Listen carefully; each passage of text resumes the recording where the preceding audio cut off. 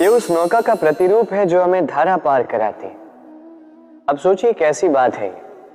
वो विशाल नौका जो हमें धारा पार कराती है, उसका निर्माण धारा में नहीं, धरा पर होता है।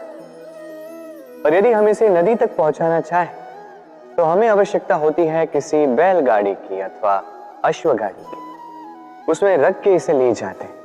अब यदि मार्ग में कोई नदी आ जाए, कोई धारा आ जाए और उसे पार करना हो, तो इस बार नौका पर उस गाड़ी को रखा जाता है और फिर पार किया जाता है। अर्थात ये यात्रा संपूर्ण हो ही नहीं सकती यदि दोनों का सहयोग ना होता। इसीलिए ये कहावत है, कभी नौका तो कभी गाड़ी। ये हमारे जीवन में अत्यंत महत्वपूर्ण है। हमारे संबंधों में अत्यंत महत्वपूर्ण है सहयोग। सदैव साथ मिलकर चले, सदैव संयोग करें, सदैव सुखी रहेंगे। आप कभी किसी ऊंचे पर्वत के शिखर तक पहुंचे? यदि आप पहुंचे हैं या यदि आप किसी ऊंचे पर्वत पर जाएंगे, तो ध्यान से देखिए। जैसे जैसे आप ऊपर जाते हैं, वैसे वैसे सर्वप्रथम सारी वनस्पतियां लुप्त होने लगती हैं। तत्पश्चात सारे पेड़ पौधे पशु पक्षी सभी लुप्त होने लगते हैं। अंततः शिखर पर रह जाती है केवल शांति, एकांत। अब मनुष्य के साथ भी यही होता है। मनुष्य जब आत्मविकास की ओर बढ़ने लगता है, अपने जीवन के शिखर पर पहुंचना चाहता है, तब उसे एकांत की आवश्यकता होती है और उसे साथ छोड़ना ही होता है अपनी सुख सुविधाओं का, अपनी संपत्ति का, अपनी समृद्धि का, अपनी सुंदरता का। देखिए, जीवन के शिखर तक पहुंचना ये सरल तो नहीं है, अत्यंत दुर्गम मार्ग है ये। किंतु यदि आप वहां पहुंचना ही चाहते हैं, तो आपको त्याग की प्रवृत्ति जागृत करनी होगी। त्याग क्या है ये सीखना होगा, क्योंकि त्याग से ही मन में शांति आती है और इसी शांति से मन में उत्पन्न होता है प्रेम। मनुष्य का स्वभाव होता है सदैव वही बोलना चाहता है, कभी किसी की सुनना नहीं चाहता। किंतु उसका ये स्वभाव उसे एक बहुत बड़े ज्ञान से दूर रखता है, सामने वाले व्यक्ति के व्यक्तित्व के ज्ञान से दूर।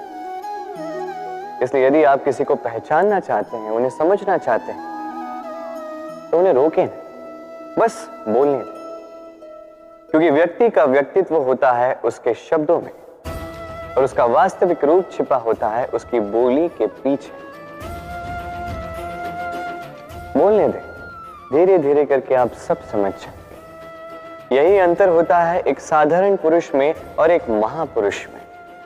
एक किसी को बोलने नहीं देता और एक सबकी सुनता। तो चयन आपका होगा, आप साधारण बनना चाहते हैं या असाधारण, क्योंकि ये भविष्य आप ही का।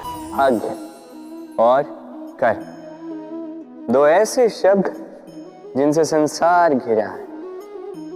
कोई कहता है मेरे भाग्य में ये नहीं था, जो मेरा जीवन ऐसे हो जाता, जो मुझे ये मिल जाता।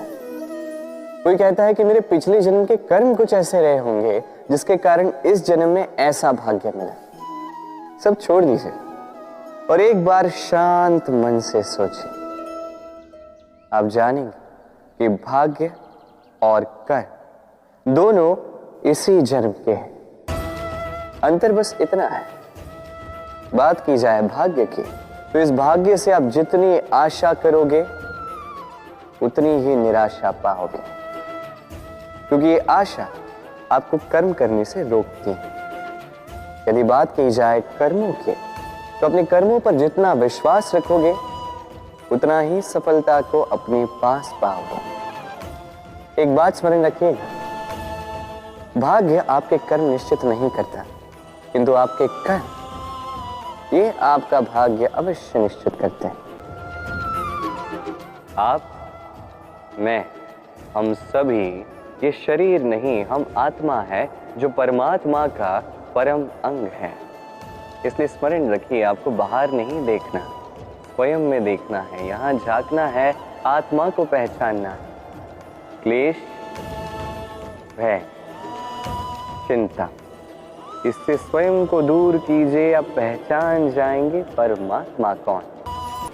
ऋतु आरंभ होते ही पक्षियों के खेमे में संताप मच जाता है, और ऐसा हो भी क्यों ना। घोंसले टूटने लगते हैं, वृक्ष गिरने लगते हैं।